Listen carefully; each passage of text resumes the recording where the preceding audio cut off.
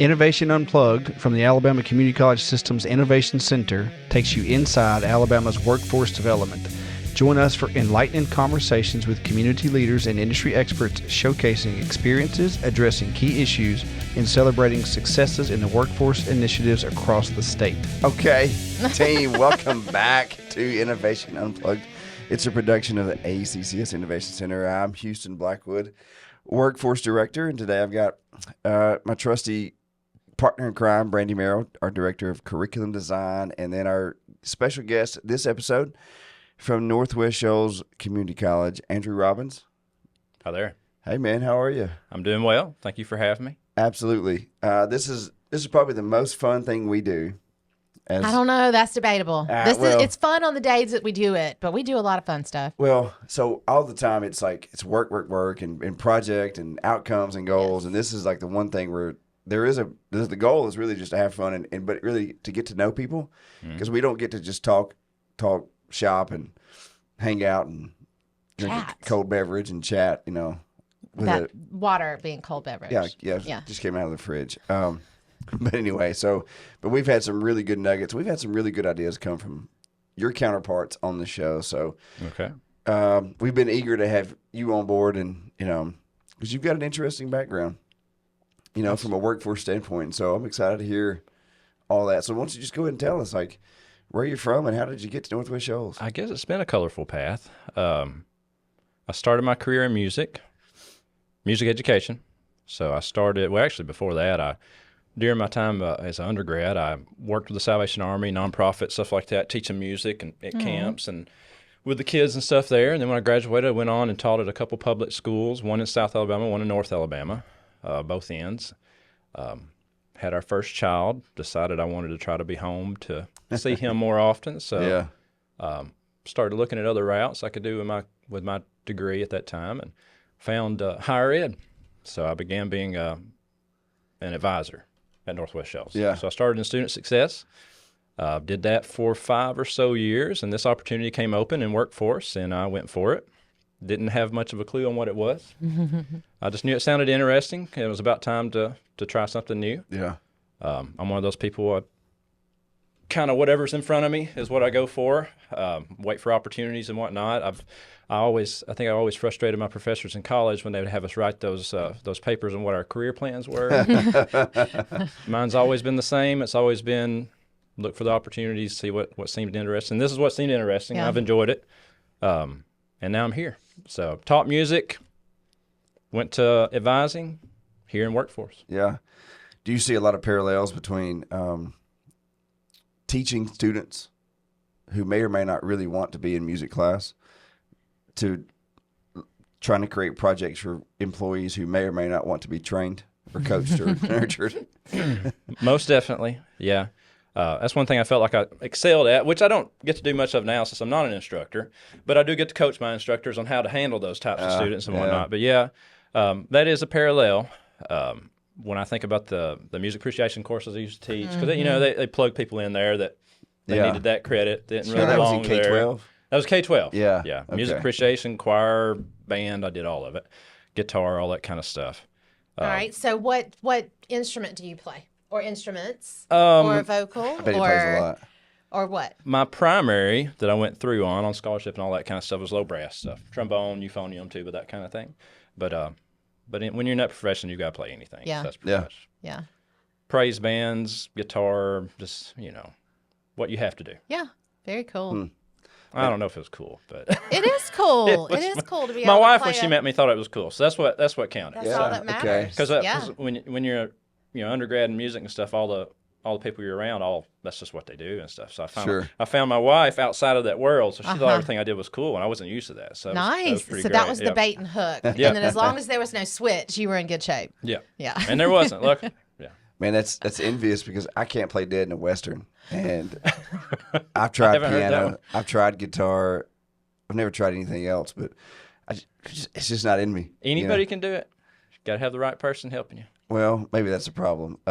My son has a really nice guitar because he also tried to learn that. And he took lessons, and he could play Smoke on the Water a lot, repeatedly. And 4 notes. So you got it. Yeah. But it's cool, man. And so that's a fun thing. But taking that and you were a band director. Yeah. Yeah. So that's amongst other things, but yeah. yeah. band director. And I think that just knowing the ones from when I was in high school, when I was a teacher, I mean, that's a lot. Like there's, you look out there on Friday nights and at band competitions, and you think, oh, that's people just walking around, turning in circles. But man, like they spent the whole, from May till August perfecting that. And so in the heat and choreography and the whole 9 yards. It's impressive. So the planning, and that's, I'm going to the planning and I organization see to where make you're that going, happen. Man, that's incredible. So how do you take that background and make it into successful with what you do now? I've always been a front end work type of guy. I believe in doing everything up front that you can in order to be successful later. So I guess that's how it transferred, and that's really what I've always done. In my, I feel like I'm on my third career because advising was so much different than workforce. That's what I tell people. I'm on my third career. Absolutely. But I feel like I've applied it all along the way because there was no way to be successful at what I did before in band directing without doing the front end work. Especially, when you teach at county school, especially in Alabama, you're a one-person show. Yeah. So you're taking care of all of it. And then when I got to this position, I was a one-person show. I now have help, and I'm not used to that. It's fantastic. Isn't it? I know. We know what it feels like to be a one-person show. Yep. Man. In our respective areas, Yeah. And as you grow, it is fun. As you grow. Adam Willis Yep. is who you're talking about, yeah. Shout out to him. Yeah. Yeah, he seems to be really good. I don't interact with him as much as I do you, and I don't even get to talk to you as much anymore since we've added new staff, new help, but it seems like y'all have a really good thing going over there. And working on expanding even further. But yeah, he takes care of most of the day to day, and we wouldn't be where we are at without him. Yeah, so that's good. Well, I'm sure he'll listen. Him and his mom will listen. I'll make too. him listen. Yeah, his mom. Yeah. So his mom and my mom will be our listeners. No, We have others. We have others. I'm just kidding. So all right, so let's talk about that. So you said he's the day to day. So that implies that As you much as possible. You're the big day-to-day, picture. yeah. So you're the visionary. Try. Okay, tell us about that. He does more of it than he thinks he does, but he says he's Sure. more of the day to day. Big picture. Come up with ideas, right? Curriculums, everything. There's still a lot of the day to day I have to do too, but Sure. that was his main role, is to come on the stuff, because everything I create, or that the workforce director or whoever we're talking about creates. You may come up with 2 great ideas, but that creates 100 tasks a piece. Yeah. Right? Yeah. Daily tasks. Yeah. Yes. That have to be sorted out afterwards. So you have to be careful as that. You remember. I mean, y'all both remember. Anything you come up with, you got to think about the succession plan and how far it's going to go down the line. Everything we do, we try to make sure it's repeatable. Whether it's a one-time training or whatever for a plant, we want to make sure it's something we can repeat easily on down the line. So How do you? When I got to Calhoun, I came from K-12 too, but it was biology, and well, that's all I ever taught. But man, I got into all that industrial maintenance and all things industrial, and I had an idea, man, but I didn't know it enough to talk about it, and I was scared to death to be exposed as just a goofball. So, how do you? When you go to those meetings, how do you listen and take all that in and process it to come out with a good quality training program for them? that was one of the interesting things with coming into the workforce. That I feel like is, you guys both know this when I say it, but I think any person overseeing anything in workforce has to come to the realization that they're never going to be the expert in the room. Never. And I mean, that was hard for me because, coming from music and even advising, you become the expert at, one or two things, and you're the person people ask for that. So that's usually one of the first things I talk about when I get in there with the GM of the plant or the HR or whoever it is that you're talking to, the engineers, is, guys, don't worry. Guys and gals, don't worry. I'm not the person that'll be doing the training, but I am very good at finding really qualified experts at doing this. And what I think of myself as, and all of us as, is experts in creating opportunities. Rather than being the experts in the content. I try to not even pretend to be the expert in content. I feel like I say that a lot too. Like, how we work. We've got task forces, and these task forces, out of that usually come subject matter experts. And those are the people that know, and then oftentimes we're fielding questions, and it's like, whoa, let me remind you. I do have areas of expertise, but it's not your area of expertise. I feel like I'm finally getting to the point where I can sound confident enough to where I don't scare people in the room. I'm not saying we can't talk a good game. I'm just saying, but I still follow it up with, all right, I got a really great person who's going to handle this. I already know who I'm going to get, that kind of stuff. So. Yeah, that's a tricky thing. Yesterday I went from talking about early in the morning to was heavy equipment and a boot camp design. and then I switched to paving, and then I switched to mental health worker, community health worker, and then back to paving, and then back to biotechnician, which I know nothing about any of those. That's how he ended the day. Something Adam and I joke about all the time is, you know, one day we go to a meeting at a small meat plant where a guy gives us jerky before we leave. And then the next day we had a conversation that went about airplanes and working on airplanes, you know, just every day. So that's what I enjoy about it. It's the challenge, and I'm never knowing what's coming at me. We do too. That's the same thing, you know, and then how cool it is to kind of get to process plan all of those pieces and parts out when you don't, you know, you really just know a little about this and a little about that, but you know, you got to create that path and create that plan. And that's what I had missed from teaching music, was all the interesting people I got to meet. And now, you know, for better or for worse, as an interesting person every day I meet. Especially our students. My goodness, from every walk of life, every career, trying to change careers, every age, and then all our partners too. You know, just anybody from everywhere. Yeah. What's been your most interesting person that? And I know you won't name names, but like just most interesting situation, I would say. Gosh, there's a bunch of them. The one I would start with that comes to mind first is when we first started the trucking program, I guess 2.5 years ago, we had this couple come in. They were married at the time, and they were going to go through. And we've had quite a few. Has that changed? We've had quite a few couples come through, and they want to be team drivers and whatnot, you know. And they came through together in the class, and they got through the class. They both got their driver's license. It was a colorful time, you know. And they both tell you they argued in the truck, that kind of stuff, you know. But they both got through it, and they were the kind that always, you know, make up and do fine afterwards. But then, you know, they both immediately got jobs. They were team driving. That lasted for less than half a year. They're ones that feel like they called to keep us informed on what's going on with their lives. I like hearing it, you know. It's a connection. But she called, sent out, need another verification for the next job. You know how the CDL verifications, and decided to fill me in on everything. Said, you know, we're separated now, but we're still friends. That we were just better off friends. You know, that kind of stuff. Because one of my, you know, several of our truck drivers, their instructors have driven teams, and they all joke and say there's no quicker way to, you know, break a marriage. Which they had other things going on apparently, too. But that's when it comes to mind, because they were just such a colorful couple to deal with, and you know, go into teams. But they both had almost no income going in, and then came out doing very, very, very well, whether they're together or not. Yeah, it was just hilarious that they works out well. It's fun to see. We had one like that at Calhoun, and one of them was very emotional and interesting, and the other one was not. And then the emotional one thought that they were going to be team drivers, and the other one did not. And I couldn't.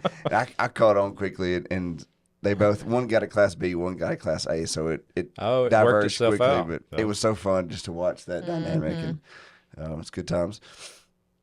So you guys have run a lot of CDL.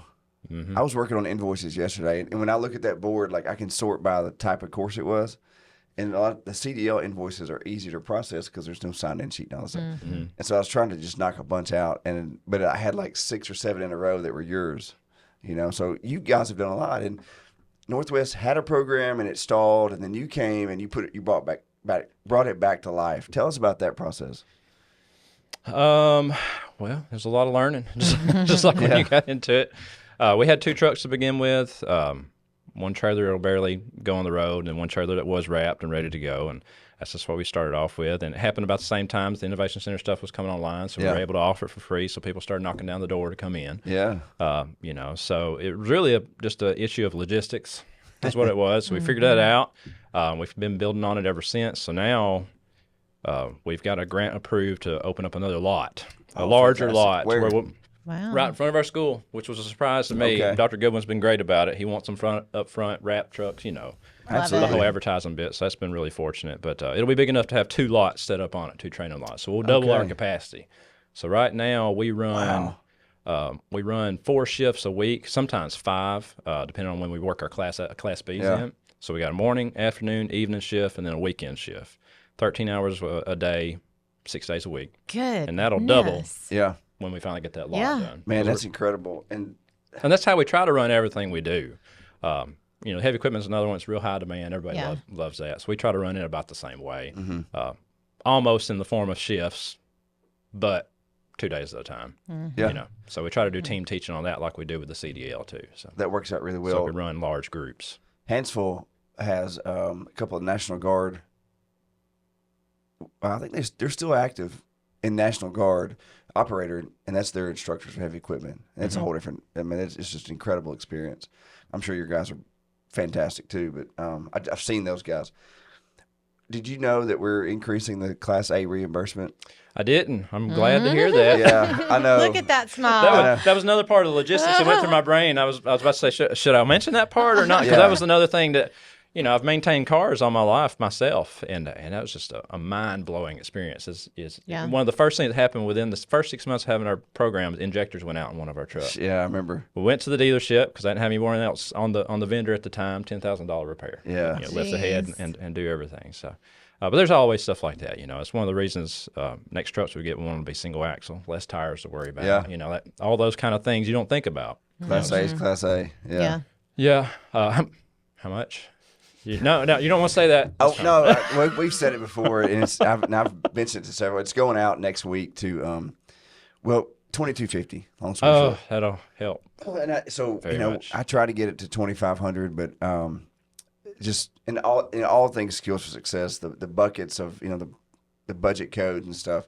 At the end of the day, if you're doing, like in your case, you're only doing skills for success CDL, everything comes out to the wash, and you can move all that money around. So you win the college. Oh, we make up for it other stuff, but the thing that gets us is the repairs. Like Sure. I'm able to handle with us running at capacity right now. We're probably getting around 12 a month passed with their license. Yeah. It's averaging around 12.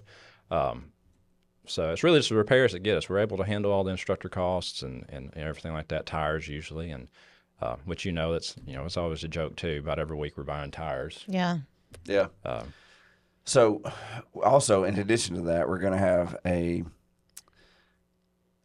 what's it called? A restriction removal course. So those folks that you put through in the 3-week period for automatic, once they get a job and then the company needs them to have a manual option, they can come back, and it won't be the same reimbursement because it won't take as long. Be similar, probably more like the original, but you still got Class B reimbursement, and then we've even talked about a refresher course. Actually, we have a need for that right now that we're putting together outside of What would you think that refresher course the time it would take to do that? The way I have it built right now, I feel like they were going. Most of our trainings that we develop, we've gotten into the groove of building everything off of 4 hours. Yeah. So with our NFPA 70E and those kind of courses, we try to do those in 16-hour increments so that we can. Whatever the curriculum is, I take it out and we figure out what can we cover in 8 hours, 16 hours, and we break it out into course 1, 2, 3, 4, so they can get an accomplishment and keep going. But with that one, I was looking at about 16 hours. Yeah. It's for the need. It was a municipality. Everybody's driving already. They just want to run some people through, a real quick refresher course. Right. 2 full days was going to get it for them. Now, a refresher for, someone else other than a municipality that's driving every day, I don't know. It's just one right now we're working on. Yeah, I don't know that like the over-the-road truckers would need that because they're always fresh. But those municipalities have a lot of seasoned employees who they may have been driving since 1962. And, they didn't need it. So you don't have to tell me this right now, but what kind of dollar figure would you put on that in relation to our other reimbursements? As you know, we with most of our trainings, we have them. I try to keep it sectioned out where 16 hours this much, so 8 hours this much, that kind of stuff. I think that was going to work out to around close to $4,000 for 10 to 12 people. To cost something like that to run it? Well, not the cost. I'm not sure what the cost was going to be, but that's what we were going to have to charge for. Mm-hmm. Oh, for 10 to 12 people? Mm-hmm. Okay. So if you had each person that was bringing in let's say $750, $1,000 for a refresher, fantastic, no brainer. Yeah, no brainer at all. We run everything as close to cost as we can, and just try to do everything in volume so we can help as many people as possible. Yeah. So. And CDL is that way. Like it should be. Obviously, skill success is not supposed to be a profit center, although it helps for sure. But CDL is one of those things that if I were still doing it, I would run that as a break even almost as a service to get everybody in the door for all the other things. Well, where it's paid off for us is in relationships. Yeah, we have built. I mean, when I turn in these numbers, they go up every time I turn them in. I think last time I checked, we're dealing with around 110 companies just through Yeah. CDL, That's which that is branched off fantastic. into, they need all kinds of other stuff too. Yeah. So that's, Oh, yeah. most of our our relationships have come from there into other trainings we do. 11, I think it's 12 to 15 municipalities now. All the municipalities in our service region. Yeah. Anyway, Yeah, you serve a lot. that's where it's really paid off for us. And two, I enjoy that, we're able to offer this. We don't just do it for folks that have experience or folks that are already employed. These are people that have nothing, and this is an opportunity to make some real money. So we do probably spend a little bit longer with some people than what would be fiscally responsible. Sure. But these are people that's never even driven a 5-speed car. And we Right. put them in the truck and we give them the time they need. And we make up for that with the folks who have driven and only need a week in the truck. Okay. So I appreciate that honesty. And well, I mean, because here's the thing, like, as well as I do, like, some of those times and the schedules people put out, it is what it is. It's not always, in a square box. So, but I'm saying is you have that flexibility to spend more time and spend less time, and it all washes out in the end. And you realize that, and I've noticed that just from conversations before. well, that's why we go with went with the flexible route of shifts. Because a lot of these people are trying to change careers into a better paying career. Yeah. And so that's why we do the 4-hour shifts, 5-hour shifts per day, and then just, double the amount of time they're there. But we roll them in. I always have to say, pun not intended. We roll them in because there might be somebody about to check out or been driving all their lives and need to re-up or let it lapse or whatever that's in that same class with that person that's never sat in a straight shift car. Yeah. So you kind of get some students working together and showing each other things too, with the instructor there and team teaching with another instructor, so we can double our capacity. So it's a real neat dynamic. And I guess that's something that harkens back to my time as a band director. That's something I always enjoyed seeing was my 7th graders with my seniors. Absolutely. And that dynamic of seeing one help the other, So my first year teaching was the first year of No Child Left Behind. And, so you had for the first time, the inclusion classes, I forget what they even called it then, but the special ed students became part of the regular classroom. And no one knew how that was going to work. I sure didn't, because it was my first semester. But I learned to love that. Yeah. And, there's some beautiful things that happen. And I appreciate you taking that approach. Not everybody does. Oh, well. So it really, really helps out. That's where our most interesting stories come from. It's like that couple I told you. They wouldn't have had that if I had a required certain number, hours of experience or anything like that, or you have to get this done within this amount of time, they wouldn't have been able to do it. Yeah. Because they needed some extra time in the truck. I mean, they'd never driven anything like that before, and now they're making real money, and supporting their families. Well, that changes the family tree. That's exactly what it does. Let's shift gears a little bit, pun intended. We need a soundboard. Automatically. Yeah. Yeah. Tell us about so you do the registration, and you follow through the registration process, and then you're marching people through the theory course. What's been your experience with that, working through them with the theory and hearing their feedback on the actual coursework on the online piece? What's that been like for you? Well, Adam, my guy who does as much of the day-to-day stuff as he can, is the one that gets the most of that feedback. But what I'll tell you, he tells me, is that they like the streamlined approach to it, being able to not have to read a ton, but be able to interact with it and go through the course and whatnot. Some of the stuff they would like to not repeat certain things. Like our most of our repeat customers take all 4 Heavy equipment. I knew. I know you've heard that. I know you've heard that. Heard it. Yep. They see little Alabama Yes. march across there Yes. in the same way. But that's just it's just an anecdote with them. Yeah. They're not really upset about it. But that's always a comment we get. Tell the story. Listeners, Tell let the me story. explain what this means. So we have a core part of the heavy equipment operator course, right? And we don't build anything if it's not asked of us to build. And so Alabama Road Builders Association asked us, I don't know, 3 years ago, one of our very first group builds, to build heavy equipment. And so we built skid steers. So we knew that the core part was going to have to be centered around how to build a road. What are all of the different pieces of equipment, and what do they look like, and what is a crown and what is a culvert, and all those things. And so the core part of that course is there, and then on top of it is the skid steer. Well, then let's go to another course, and we have core part of the heavy equipment operator, and we have bulldozer. And so when we get folks, and we had this conversation in one of our other podcasts, too. And so we are working to kind of try to figure that out, because we do have students that take multiple pieces of equipment. As we add on additional pieces of equipment, we're going to encounter the same thing. So that is something that is on our radar of when we get someone that's trying to achieve those stackable credentials, how do we separate, some of those core pieces from the actual equipment itself. So message heard. Oh, it's not anything. It's really just become a running joke. You're going to know this. Good to know. Get ready. It's kind of like when we feed all these folks. They eat the same 2 meals each 2 days. Yeah. Oh yeah. So we always joke with our instructors because they get the free lunch, but it's always we have a company we work with. They'll do like barbecue sandwiches the first day and chicken tenders the next day. So it's the same way as that curriculum repeating every time. We're always like, we got a surprise for you tomorrow.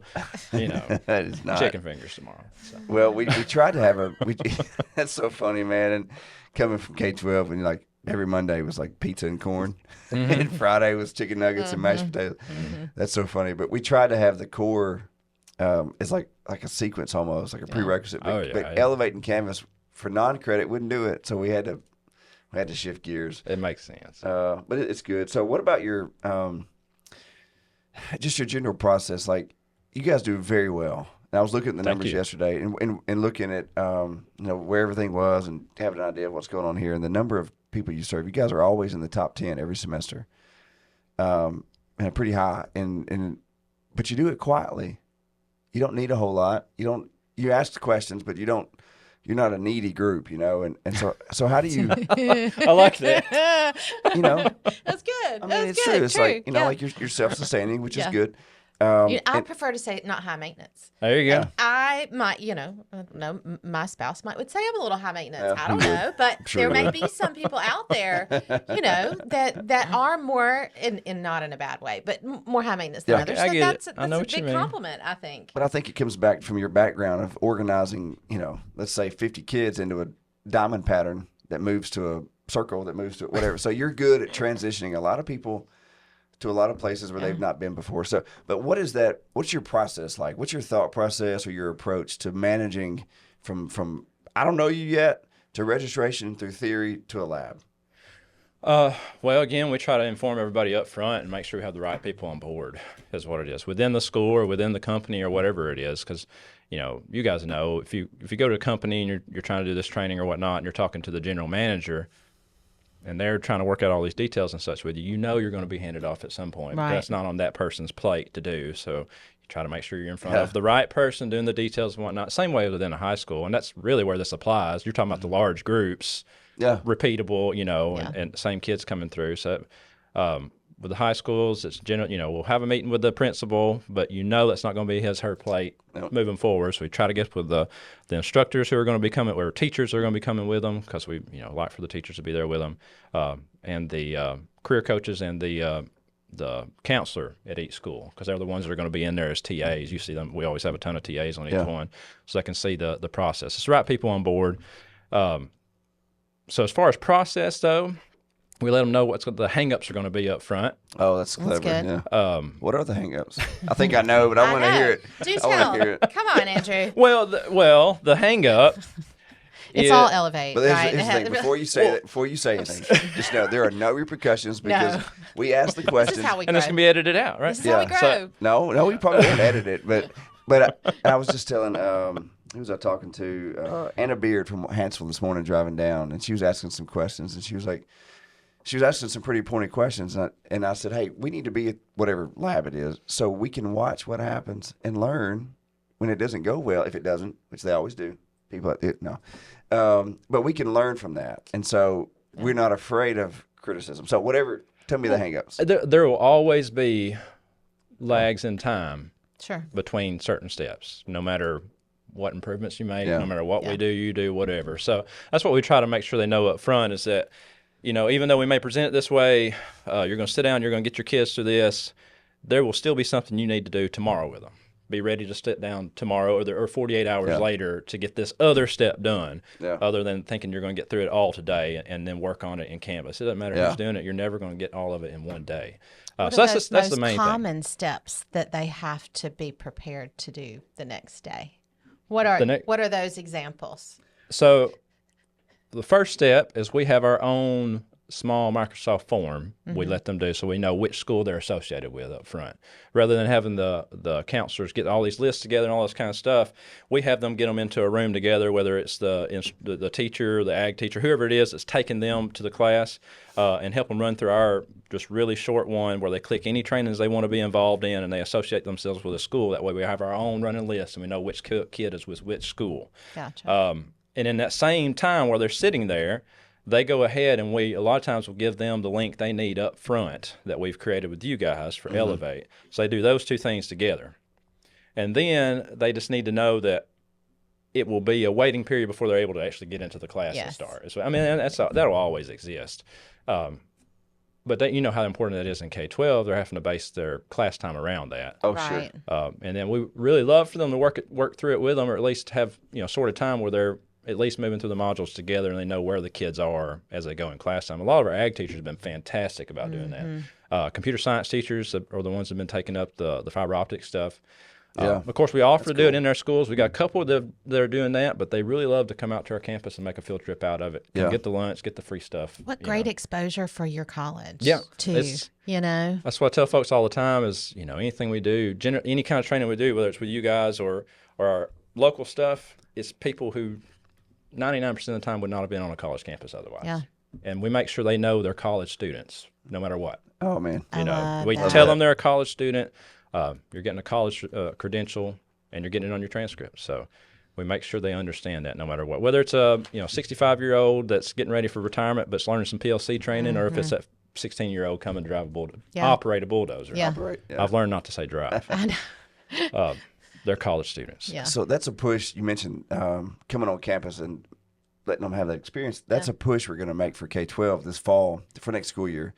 And it works fine when you go to Miss Smith's home ec class and do a food and beverage. I get it. They get it. But it's not the same as if they go down to, Ann's Country Kitchen and actually work in Ann's greasy country kitchen, because it's always greasy back there. Exactly right. Yeah. And so we're going to make that push that, it's fine when you have to, but at all possible, get the principals to sign off on the thing, or bring them in on the weekend and let them see what it's really like to work in that kitchen, tight corners and real doors. And we work with so many schools, and that really, we haven't had to make that push because they've all opted. And there's a couple we've helped with buses and whatnot, just because they couldn't handle it, but that's not been a problem for us. But they've wanted to make trips out of it, wanted to get them on the campus because, instead of just coming and taking a tour, they're coming and doing something. Doing a thing. And we have partnerships with places, too, off campus where we're doing some of these trainings. Like we use the Burl Slater commercial kitchen there, and we have a real chef that comes in and does it. So it's not just awesome. not just the Ann's Country Kitchen, but it's a real I mean, kitchen. it's a big deal, and they set up like a restaurant and everything. And we're working with the Marriott Shoals to do the hotel operations in the big Marriott Beautiful. and stuff. So we try to make everything as immersive as Well, possible. and anyway, that is, we filmed at Ross Bridge, which is their sister hotel. Yep. So what a beautiful marriage that is. And, Prime opportunity. and I think one thing we've really lucked out with is how supportive our campus has been, our president has been, our deans have been, because they let me tear up a prime front green lot with bulldozers. It's huge, big enough for us to put 4 skid steers and 3 bulldozers on. It's right up front. Nice. I said, "Are you sure? Are you sure you're okay with me?" They said, "No, this is what we do." I said, "That's fantastic. I love hearing that. That's fantastic." That's really cool. That's an all-in mentality. Man, there's so many presidents that are just like, whatever. like seriously, like, it's a good idea. It's a need, and we can take these students and capture them once they're here and do something else with them. Yeah. I've seen some really creative outcomes, and I call them shenanigans, just on campus, of just getting like in a place like that. Like, this is a beautiful spot. We're about to tear it up. Now we try. We bias the fence, the construction fence, and Sure. put our flags up and everything, and the kids too. When they come, it's official. They're there. Yeah. They're wearing the hard hats. They're out front. They're it's like they're on a job site. Well, they are on a job site. And if they have any threat of destructive behavior, then boom, there you go. Like, just tear up the grass over there on the. There's never one doing it without a smile on their face. And like I said, it may be that 75-year-old and maybe that 16-year-old. They all want to be there. Absolutely. So. Yeah, you can't drive a bulldozer without at least in these courses without smiling. And we got, we get 16-year-old, and it's not just career exploration. We have 16-year-olds working this summer because they came to the training in the spring. And we have instructors from the field who are making calls for them to get, find a job for them who want to work. That's awesome. Yeah. Have you run any like boot camps or combined courses yet?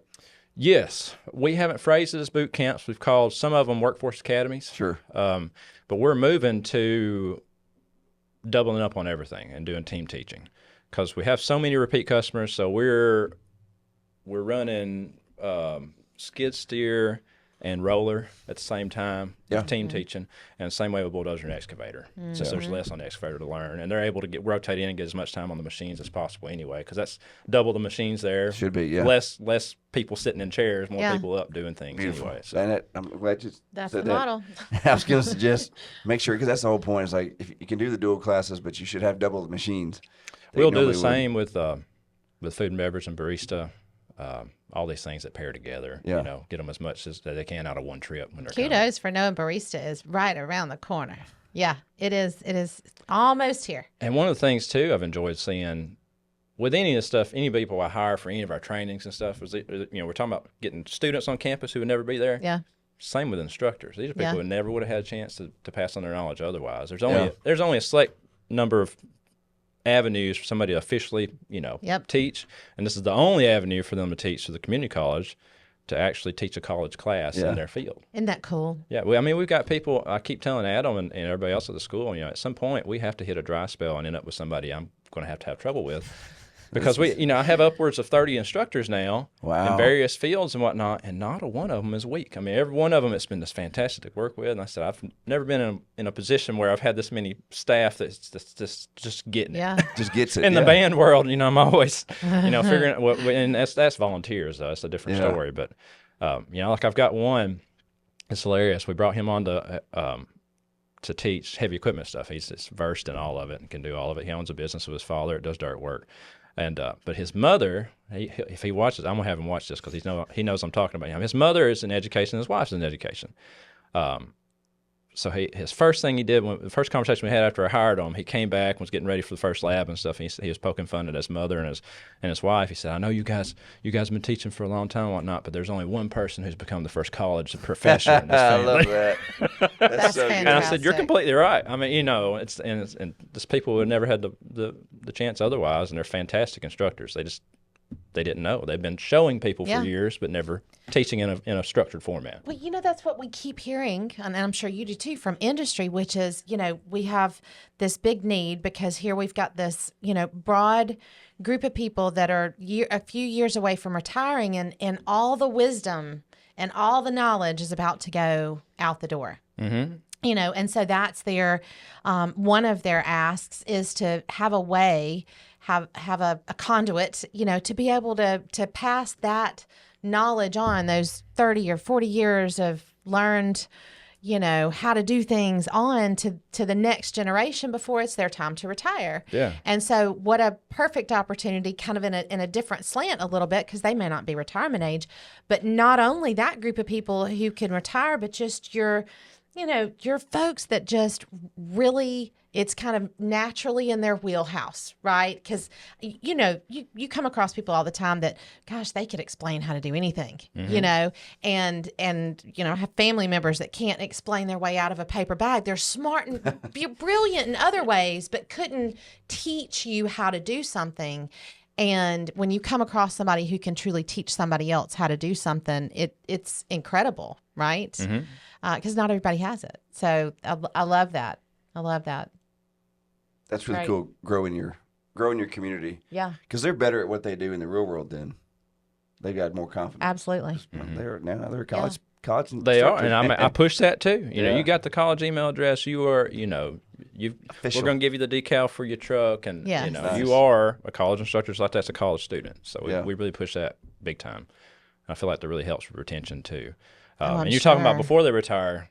You know what I'm talking about. You try to get everyone of them after they retire. Yeah, the retired folks are awesome as far as the Yes. availability, because that's one of the things I always joke. I try to say it jokingly when I meet with a company before I leave. You got any folks retiring? Mm-hmm. Send them my way. I'm sure they can do something. for us. Yeah. Always. It's funny how we've never had that conversation, but I did the same stuff. And, it was I would catch folks retiring, same thing. Mm-hmm. What else do you got going on? We jokingly say there are other things besides skills for success that happen at the colleges. Mm-hmm. What else is going on at Northwest Shoals? We are trying to, a lot of our industry trainings, I'm trying to gear up and move those into open enrollment trainings as well. Yeah. So because AWSP has tied up a lot of resources over the past several years, so most of our resources have been towards company-specific trainings all the time. So as we near, I know it's been extended till December, we're working on figuring out ways to offer it to the public so anybody can come in, hopefully start working in conjunction with Paths for Success to create programs for a lot of this industry training, series of PLC and other types of classes that people can come in and take a series of like that in order to, upskill within their workplace at their choice rather than, these companies may not be deciding to train without these grant opportunities. Yeah, for sure. That have been going on. That's one of the big things we're doing. We're developing a lot of new courses too. Just trying to get out into the community and figure out what they need. One of which, echocardiography. That's one we're working on right now. Really? That's a postgraduate program because you get a degree in sonography, and then there's still plenty of work to be done to work any other kind of machine. So we're working on a postgraduate degree, or not degree, but a training for that to get people prepared for that certification. But as you know, there's always something like that going on. Always. Yeah. I taught 18 years for ultrasound. Mm-hmm. I came out of that very field. good. Yeah, we started a echocardiography program at Baptist Medical Center before we even moved that program over to Trenton. Well, I'll be calling. So yeah, have a little bit of knowledge in that area. It's kind of cool when two lives intersect. Mm-hmm. I'm trying to think of other stuff that's because we talk about it every day. We got a simulator recently. So that's been a cool CDO. I'm sorry. It's one of the, you changed the topics as well. Yeah. What brand did Next you will be beef jerky, deer jerky. Virage, Canadian company. Okay. They sent a fella from Canada down to set it up and everything. So we got the fire truck, the ambulance, all the trucks, and school bus. So we're working with our local EMS and everything to bring in people who need some refreshers on that. We've had EMS come in and do their folks. And, of course, we're doing scheduling for all our folks that have a little bit of wait period before they get into the trucks. So they're going to practice backing and shifting on the simulator. Two things to that. Our ambulance operator course pilots end of this month. Mm-hmm. So you'll have that. So you'll be able to use your ambulance simulator with that. And then, of course, your vet tech course will pilot as soon as the task force reviews it. Mm-hmm. Excuse me, vet assistant. Please. Yes, gosh, yes, you're right. I've practiced. Yes, vet assistant. That'll happen. And then we're looking at some sims and they're small. I mean, one of them would fit inside this table, like this area that has the American semi manual and automatic and ambulance and all the heavy equipment that we do, as well as a few other things. Mm-hmm. So, and it's portable, so it can really go off of a trailer into a classroom or on its own trailer and just roll it up at your lab door. Very good. So we're working on it. So you'll have a nice option with yours and ours. You'll have a nice option to really serve a lot of people. Yeah. So there's no downtime and a lot of prep. So they come and they're hands on, and they're weeks ahead of time. Mm-hmm. That's really that's cool. been our hope is get them a little bit of time. Backing and shifting, because that's the two things that take the longest. For sure. So at least they're not as scared when they get into the truck. They're used to looking at mirrors, and of course we've been playing on it. It's pretty fun to be standing there and make somebody blow out a tire. Who, like the guy I was telling you about that does the bulldozer training and whatnot. We were messing with him the other day because I know you've driven one, right? Yeah. If you make it blow out a steer tire, it jerks you over to the right. Oh and yeah. It's we've real. had a good time with it. So. It's very real so far. The one we're looking at is extremely. It's high, like best video game you've ever played. Mm-hmm. Like it's right there in your face, and that one has an avatar, so that you could everybody could do the thing with just goggles on, and controls like hand controls. But we've got some desks, and then there'll be a fourth person who can monitor. Oh, okay. So it's going to be really neat, but it'll also be good for middle school, and that's really what it's aimed for is middle school exploration. Yeah. So you'll get it for a week or two, or a month, whatever, and then use it with middle schools. They'll all come and do it, and then we'll take it to a lab, whatever. So it'll be a nice tool for you. Yeah, that sounds exciting. That makes me think. I don't know why it made me think. We drew a blank on new stuff we have going on all the time. Rocket Shoals. You guys have heard about everything coming into the old rail car plant, and Oh yeah. a new company coming in to find other vendors to come in and set up shop there. Yeah. One of the things we're looking at for them is orbital welding. Oh yeah. Trying to secure some of that kind of stuff because Yeah. they're, looking at aerospace and nautical stuff coming in. So a lot of exciting stuff. Very cool. Yep. The Tennessee River has always been an economic, since as long as people have been living there. But coming out of Decatur in the aerospace industry and then tying down to all the bases around the coast, around the Gulf especially. So that's really cool. Final thoughts, Andrew, from all things Northwest. And we like to ask the question this way: in 3 to 5 years, what are you celebrating? What are you toasting to in 3 to 5 years? 3 to 5 years. In relation to this, Whatever. what we have going on right now, or okay, not personally. All the things you've got going on. When you look back in 5 years and you go home that day, and you say, I'm going to have a toast to. Okay. Let me back up then. Yeah. So been doing this for about 3 years now. So some of the challenges were us pretty much building a program within 3 years. Within the past year, we were able to pretty much double it because I got help and we were able to double our capacity. So within the next 3 years, I would say I would like to see our student count double, close to double. That depends on our capacity, of course. But that's been but more so our relationship count of people we deal with. Because that's where everything's really driven, as far as all the businesses we're able to go out with and to see and the relationships we're able to form with them. I guess that's what I would be toasting is seeing a full. I don't know. I don't think that far out. I think of going as hard and fast every day as I can, and then at some point it looks good and we feel good about it, and then we go back to work. I guess that would be what I'd want to see is whatever we did this year right now in 3 to 5 years, just seeing everything having been double. But in some respects that wouldn't be. Some would say that's not possible, but Sure it is. I disagree, sir. Uh-huh. I disagree. I've seen what you guys have done in just a little bit of time, and it's been phenomenal. So keep going. Well, we Yeah. just love seeing the people that, not necessarily that we've helped, but we've created the opportunity to be helped with the awesome instructors we're able to hire and the folks we've been able to put in front of them and the opportunities we've been able to put in front of these people in the public who just didn't have the option otherwise. That we feel the same way. That's when we build courses with industry and then we hand those courses off.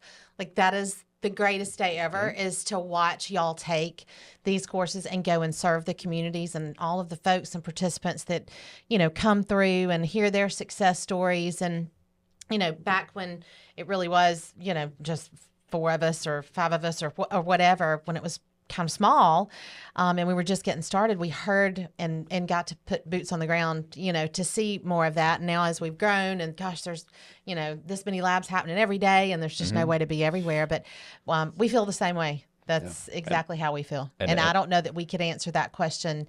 Well, we've asked each other, like, where do you see this in 5 years? Like, wow, we don't, I don't even, in a month, there's so much that has changed in a month or 6 months that it's like, golly, I don't even know if I could process what 3 to 5 would look like. It's just crazy. So, and I get the same feeling when I see, folks were able to get in from the plants and whatnot and know that they're going to be able to test into a higher position once they leave us. I say us, our instructor that I've hired. Sure. I mean, it's just a good feeling to know they got a better opportunity and growing the workforce within that plant, and then whether they have the opportunity to go out and, when they're able to upskill within their company, and I know that they are a more valuable employee, and that forces that company to see them as a more valuable employee and either think about losing them or paying them more to keep them. I love creating that dynamic. yes. That's beautiful. That's going to raise all ships. Absolutely. Absolutely. Raise all ships. I like that. You should put that on the T-shirt. What is and it, sell it. I think it's already been said. I said lifts all boats. Love it. Like that. Love it. Yeah, well, you're doing a good job. You ask a lot of questions. You ask the right questions. And we appreciate that because that makes your process better, makes us question what we're doing. Absolutely. To support you guys. So absolutely. Well done, sir. Thank you. Y'all too. Yep. Thank you. For being with us today, Andrew Robbins from Northwest Shoals. And thank you for having me. To our podcast listeners, be sure and like, subscribe, and follow. And this is Innovation Unplugged.